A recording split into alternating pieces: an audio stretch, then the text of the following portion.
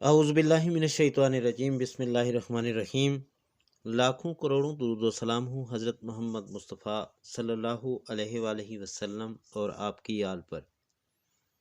سامعین، آج کی اس ویڈیو میں ہم آپ سے ذکر کریں گے شب برات کا، کہ شب برات کیا ہے اور کیا شب برات میں قسمتوں کے فیصلے ہوتے ہیں، اور اس رات کے کیا فضائل اور خاص اعمال ہیں۔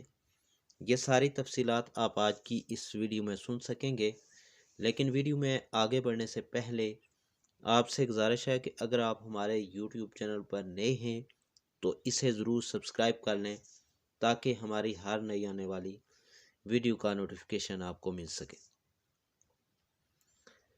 سوال یہ پیدا ہوتا ہے کہ کیا شعبان کی 15 تاریخ کو لوگوں کی تقدیروں، قسمتوں اور موت و حیات کے فیصلے ہوتے ہیں؟ تو اس کا جواب یہ ہے کہ اہل علم فرماتے ہیں کہ قرآن و حدیث میں ایسا کچھ بھی نہیں ہے، اور قرآن و حدیث سے اس طرح کی کوئی بھی بات ثابت نہیں، بلکہ اللہ تعالیٰ نے انسان کی پیدائش سے پہلے ہی اس کی زندگی اور موت وغیرہ کے فیصلے لکھ رکھے ہیں۔ اللہ تعالیٰ کا ارشاد ہے کہ اللہ کے حکم کے بنا کوئی جاندار نہیں مر سکتا، مقرر شدہ وقت لکھا ہوا ہے۔ یہ ترجمہ ہے سورہ آل عمران کی آیت نمبر 145 کا۔ اور رسول پاک صلی اللہ علیہ وآلہ وسلم نے فرمایا کہ اللہ تعالیٰ نے زمین و آسمان کی تخلیق سے 50,000 سال قبل ہی سب کی تقدیریں لکھ دی تھیں۔ یہ صحیح مسلم کتاب القدر حدیث نمبر 4797 ہے۔ اور دوسرا سوال یہ پیدا ہوتا ہے کہ کیا 15 شعبان کو اعمال نامے اللہ کی بارگاہ میں پیش ہوتے ہیں؟ تو اس کا جواب بھی یہ ہے کہ جی نہیں، ایسی کوئی صحیح حدیث نہیں جس میں صرف 15 شعبان کو اعمال پیش ہونے کا ذکر ہو، بلکہ ہر روز اعمال اللہ کی بارگاہ میں پیش ہوتے ہیں۔ رسول اللہ صلی اللہ علیہ وآلہ وسلم نے فرمایا کہ رات کے اعمال دن سے پہلے اور دن کے اعمال رات سے پہلے اللہ کی طرف یعنی چڑھتے ہیں، پیش ہوتے ہیں۔ اور صحیح مسلم کتاب الایمان حدیث نمبر 447 ہے۔ اور تیسرا سوال یہ پیدا ہوتا ہے کہ کیا اللہ تعالیٰ صرف 15 شعبان کی رات پہلے آسمان یعنی آسمان دنیا پر نزول فرماتا ہے، اور کیا ہمیں صرف 15 شعبان کی رات عبادت کرنی چاہیے؟ تو اس کا بھی جواب ہے کہ نہیں، کسی بھی صحیح حدیث سے یہ بات ثابت نہیں کہ اللہ تعالیٰ صرف 15 شعبان کی رات دنیا کے آسمان پر نزول فرماتا ہے، بلکہ اللہ تعالیٰ ہر رات یعنی رات کے پچھلے پیر دنیا کے آسمان پر نزول فرماتا ہے۔ رسول اللہ صلی اللہ علیہ وآلہ وسلم نے فرمایا کہ ہمارا رب بلند اور برکت والا ہر رات جب رات کا 1/3 حصہ باقی رہ جاتا ہے تو دنیا کے آسمان یعنی پہلے آسمان کی طرف نزول فرماتا ہے اور پکارتا ہے، کون ہے جو مجھ سے دعا کرے تاکہ میں اس کی دعا قبول کروں؟ کون ہے جو مجھ سے مانگے تاکہ میں اسے عطا کروں؟ کون ہے جو مجھ سے بخشش طلب کرے تاکہ میں اسے معاف کر دوں؟ صحیح بخاری کتاب التہجد حدیث نمبر 1145۔ اور چوتھا سوال یہ پیدا ہوتا ہے کہ کیا خصوصی طور پر 15 شعبان کو روزہ رکھنا ثابت ہے؟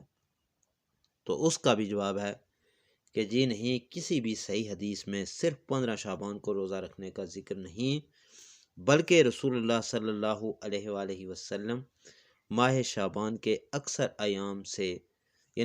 ایام میں روزے سے ہوتے تھے، البتہ ہر مہینے کی 13، 14 اور 15 تاریخ کو روزہ رکھتے تھے، اور ہمیں بھی رکھنا چاہیے۔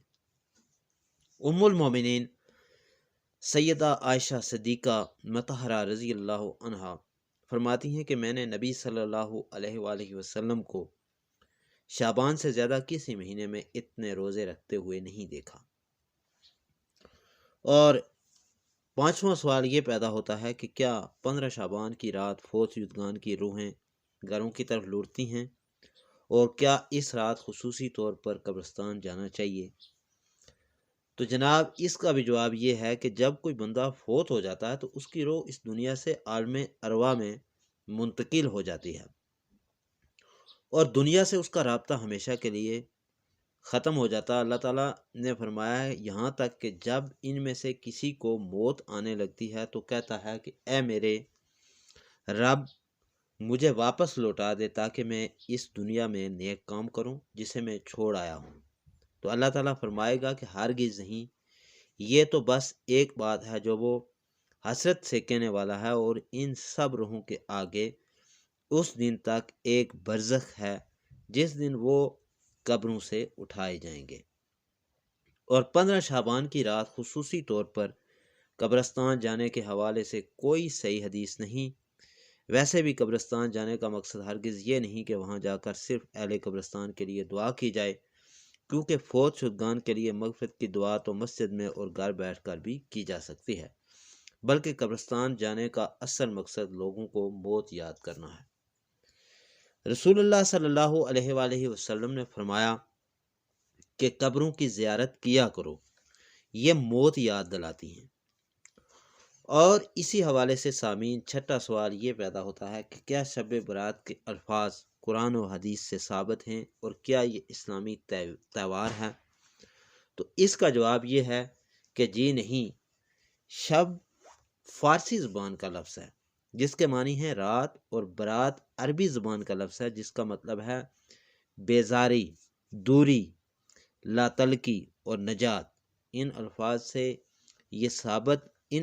ہی سے یہ ثابت ہوتا ہے کہ یہ ایک من گڑت اور ایران سے سمگل شدہ رات ہے، کیونکہ اسلام قربت کی راتوں کا قائل ہے، نہ کہ بیزاری اور دوری کا۔ اور اللہ تعالیٰ نے اسلام فارسی میں نہیں اتارا، البتہ فارسی عقائد و نظریات اسلامی معاشروں خصوصاً بر صغیر میں ضرور پھیلائے ہیں۔ تو لہٰذا اس رات کچھ لوگوں کا یہ کہنا ہے کہ امام مہدی آئیں گے اور ابو بکر و عمر کو ان کی قبروں سے نکال کر سولی پر لٹکائیں گے، اور شیعوں کو اہل سنت سے نجات لائیں گے، وغیرہ وغیرہ، یعنی اس طرح کی باتیں بھی کی جاتی ہیں۔ لیکن غور طلب بات یہ ہے کہ لفظ برات اور تبرہ دونوں کے معنی ایک ہی ہیں، یعنی کسی سے لا تلکی، بیزاری، دوری یا نجات کا اظہار۔